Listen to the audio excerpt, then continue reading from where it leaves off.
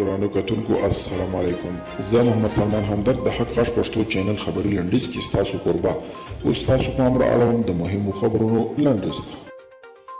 ولسمشر محمد اشرف غني وایي موږ جماعتونه جوړوو او طالبان یې ورانوي.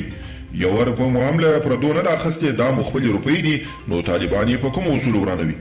د افغانستان پخوانی جمهور رئیس حامد کرزي د ترکیې هیواد خلکو ته د جمهوریت ورځې 29 کلیزې مبارکي ویلې ده. نوموړي همداراز د ترکیې خلکو ته د پرمختګ او نیکمرغۍ هیله څرګنده کړې ده.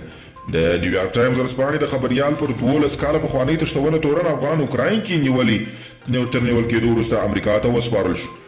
لویدیځې رسنۍ وایي د 24 کلن حاجي نجیب الله په 2008 کال د نیویارک ټایمز خبریال ډیوډ براډ او 2 افغان ملګري تښتولي او بیا په وزیرستان کې 7 میاشتې یرغمل کړي وو او د سپوږمکۍ دغه انځور د ایران یوې اټومي بټۍ سره د نوې ودانۍ جوړېدل شي. د نوې ودانۍ د جوړېدو ځای هم له اوسنۍ بټۍ 1 کیلومتر لیرې او په غره کې دي. د سپوږمکۍ انځورونه د غرونو منځ کې یوه ودانۍ او سړک او د بټۍ او احتمالي جوړېدونکو ودانۍ ترمنځ د ګاډو او ماشینونو تګ راتګ ښیي.